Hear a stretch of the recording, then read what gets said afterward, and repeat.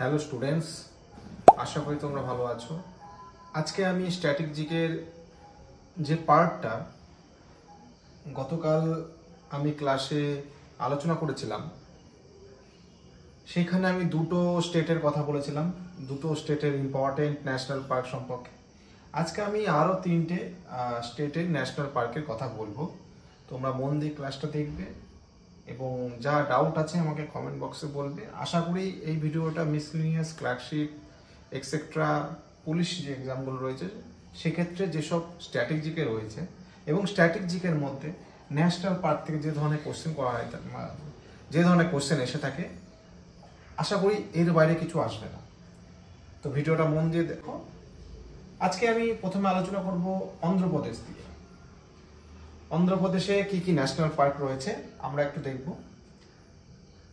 আমি মার্ক করে দেব কোনগুলো ইম্পর্টেন্ট, কোনগুলো খুব ইম্পর্টেন্ট, কোনগুলো লেস ইম্পর্টেন্ট, ওকে, বা কোনগুলো পড়তেই হবে না আমি তোমাদের বলে দেব। স্মার্ট স্ট্র্যাটেজি সবসময় তোমরা নেবে, ওকে। তো অন্ধ্রপ্রদেশের পাপিকোন্ডা ন্যাশনাল পার্ক, পাপিকোন্ডা ন্যাশনাল পার্ক এটা অন্ধ্রপ্রদেশে রয়েছে এবং ঠিক কোন জায়গাটা রয়েছে আমি দেখাচ্ছি। ধরো অন্ধ্রপ্রদেশের ম্যাপটা যদি আমি এরকম লাইন দিয়ে যদি আমি একটা সিঙ্গেল লাইন নিয়ে আমি যদি আঁকি, তাহলে ঠিক এই জায়গাটা একদম মাথায়, মানে অন্ধ্রপ্রদেশের মাথায় বলতে কি উড়িষ্যা, ওই সাইডটায় উড়িষ্যার দিকে কিন্তু পাপিকোন্ডা রয়েছে, ওকে। নেক্সট হচ্ছে শ্রী ভেঙ্কটেশ্বর ন্যাশনাল পার্ক। এটা লেস ইম্পর্টেন্ট, পড়ার দরকার নেই, ওকে। এমনিতেও ভেঙ্কটেশ্বর দিয়ে আসলে বেশিরভাগ অন্ধ্রপ্রদেশেই হয়। পাপিকোন্ডা মানে প্রচুর পাপ করেছে, হ্যাঁ, অন্ধ্রপ্রদেশে অন্ধ্রের মতো পাপ করে। Rajiv Gandhi Rameswaram national park, Rajiv Gandhi national পার্কটা দেয়। আমি পাপিকোন্ডা 3 স্টার দিলাম এবং রাজীব গান্ধীও 3 স্টার দিলাম, কিন্তু শ্রী ভেঙ্কটেশ্বর লেস ইম্পর্টেন্ট, ওকে।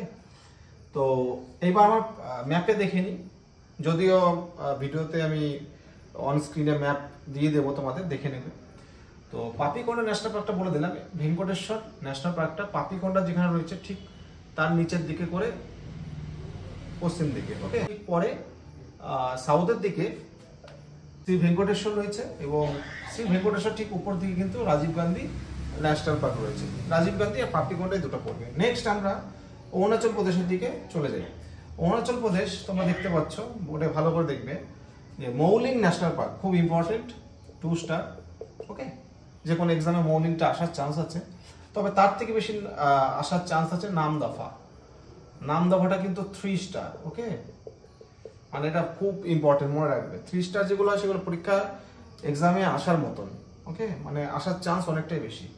এবার নামদফা ন্যাশনাল পার্কের এটা কিন্তু 15 tiger reserve of India by government of India in 1983-তে 1983 সালে কিন্তু এটা 15তম ভারতবর্ষের টাইগার রিজার্ভ হয়েছে নামদফা, ওকে।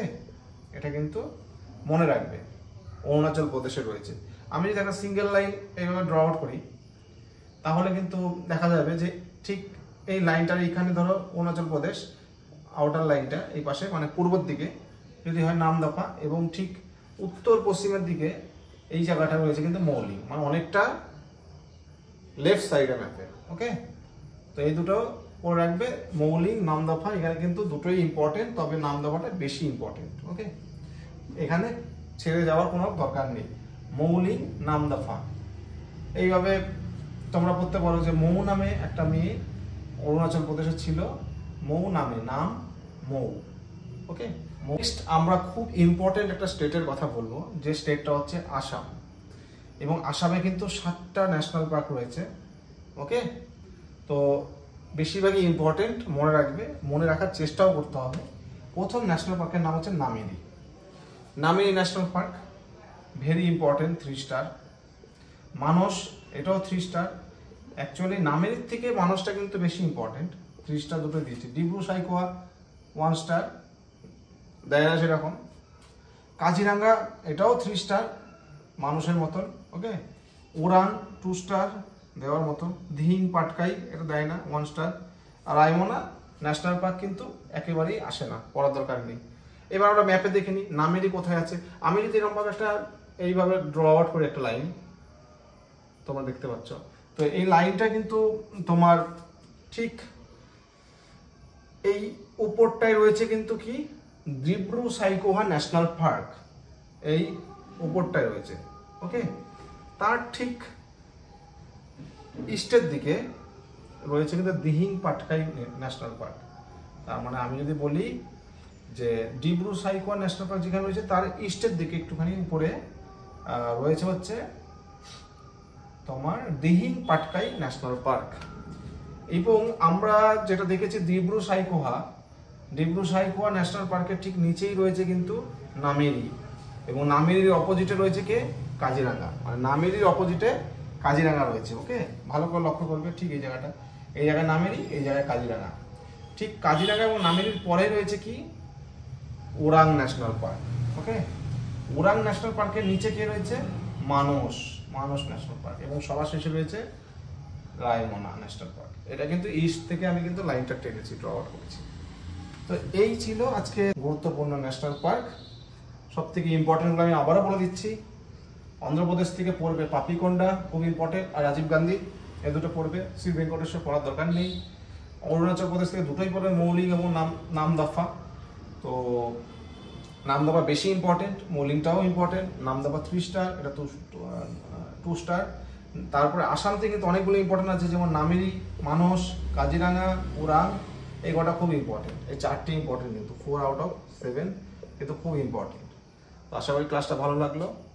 হোপফুলি এটা ভিডিওটা অনেক জায়গায় শেয়ার করবে, আর ভিডিওটা দেখো। উল্টো পাল্টা ভিডিও দেখার থেকে এই ভিডিওগুলো দেখলে সামনে মিসলেনিয়াস ক্লার্কশিপগুলো কিন্তু ভালো নাম্বার, ভালো স্কোর করবে। ওকে, তো থ্যাংক ইউ।